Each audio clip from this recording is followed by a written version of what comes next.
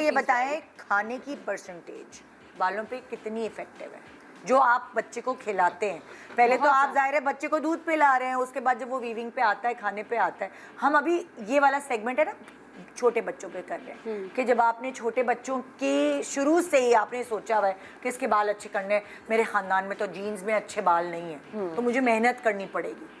I think बच्चे beginning में बच्चों को you can't do anything, so you can just feed them.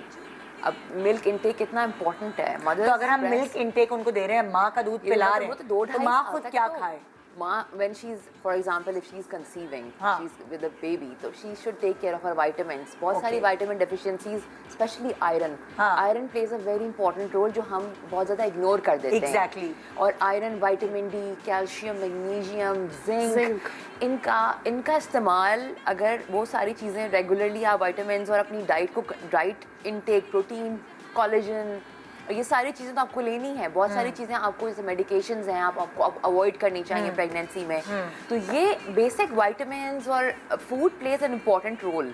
तो वो बच्चे की ग्रोथ पे, बच्चे की हेयर ग्रोथ पे, ऑल ऑफ अच्छा कोई एक चीज़ बताएं, जैसे माँ के दूध के अलावा जब हम बच्चे को खाना खिलाना शुरू कर रहे हैं तो उसकी ग़िज़ा में क्या चीज़ का इस्तेमाल करें जो हम उसके डायरेक्ट हेयर यार और अम्मी स्किन ना वगैरह? मुझे ग्रीन जूस देती थी। अच्छा। वो रोज एक फीडर पीनी बहुत जरूरी होती थी, भरी हुई, जिसमें पालक तो सेलरी तो पता नहीं क्या क्या दुनिया का कड़वा होता था। तुम्हारे बाल, तुमने कितना अपने बालों को बहुत रगड़ा है, अब फिर भी अच्छा है। रगड़ा फिर छोटा लफ्ज होगा। मैंने पूरे सर पे, आई थिंक मैंने अपना फुल हेड ब्लीच कोई 4-5 मरतबा कराया, पूरा सर ब्लीच कराया स्किन तक, ठीक है।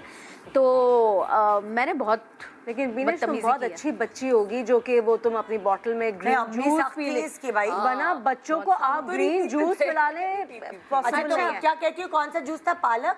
अब वो तो पूरी रेसिपी तो अम्मी बताएंगी, मुझे नहीं पता, लेकिन बहुत सारे दुनिया के पत्ते वो डालती थी जूसर में और वो फिर वो एक गाढ़ा सा कुछ बनता था। अच्छा उसको छनवाती भी नहीं थी और वो जो बॉटल की जो नोजल होती थी ना उसको वो मोटा करवाती थी। I still remember because it was a torture for me.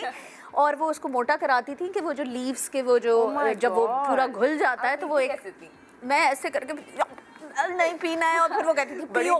पूरी एक बॉटल मुझे आज भी याद है क्योंकि वो बॉटल से फिर वो ग्लास में कन्वर्ट हुआ था, तो इसलिए मुझे वो टॉर्चर याद है प्रॉपर।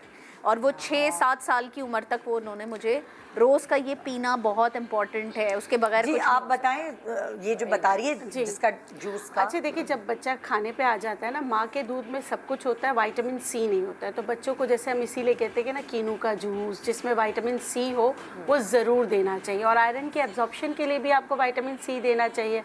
तो जैसे बता रही है ना, जैसे पालक, आलू, उसके साथ गाजरें, जो भी मौसम की सब्जियां हैं। पालक वालक का तो ये तो वो भी प्यूरी बना के भी बच्चे को खिलाते हैं। बिल्कुल। लेकिन जैसे ये जूस कह रही है ना, ये मुझे आइडिया बहुत अच्छा लगा। एक छोटा सा आप फिक्स कर लें ग्लास या कुछ, ताकि सब अच्छा देखिए, जूस बनाते होंगे ना तो उसको थोड़ा सा पकाती होंगी क्योंकि बच्चे को कच्चा जूस नहीं देते। ओके, पहले ना उसको हल्का सा सॉटे करके यखनी के साथ सारे पका के फिर मतलब कि गोश्त का जो है उसको थोड़ा सा इस तरह चॉप करके फिर ग्राइंडर में ग्राइंड करके फिर देना चाहिए बच्चे को ना, ताकि कोई हड्डी वगैरह। ग्रीन वेजिटेबल्स में, ग्रीन वेजिटेबल्स खासकर जो है ना अपना, देखिए पालक हो गई एक तो, सैलरी थी, सैलरी।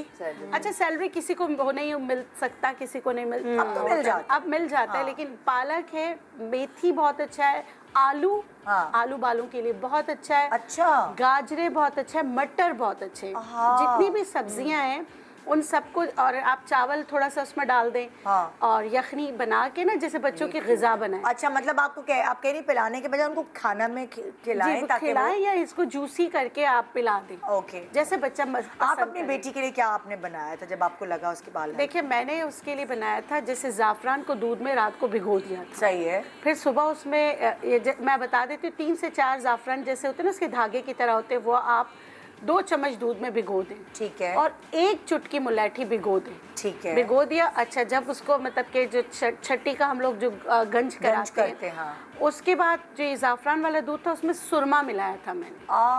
अच्छा, वो जो सुरमा मैंने खुद बनाया था वो कैसे बनाया था, मैंने गंदम और सौंफ को तवे पे जला दिया था। अच्छा। जला के पीस के पाउडर बना लिया था। वो सुरमा उसमें मिक्स करके वो जब वो गंजी हो गई, अच्छा, तो उसके बाद उसके सर पे कैस्टर ऑयल या थोड़ा सा कोई दूसरा तेल आप डालना चाहे डाल के उसको लगा लें।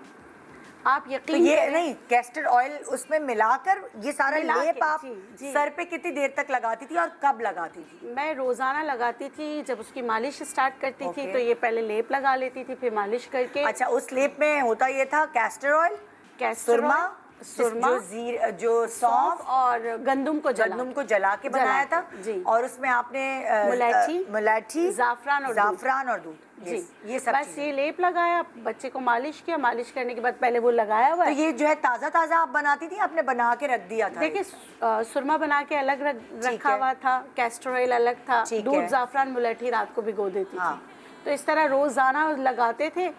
अल्हम्दुलिल्लाह आस्ते आस्ते आस्ते ये बिल्कुल गंजी थी, ये सारा गंज। थोड़ी बड़ी हुई तो फिर अदरक का जूस लगाना शुरू कर दिया। अच्छा, थोड़ी बड़ी हुई, जैसे इरिटेशन नहीं होती अदरक का जूस लगाने से? इरिटेंट होता है जब अदरक का जूस इज द बेस्ट।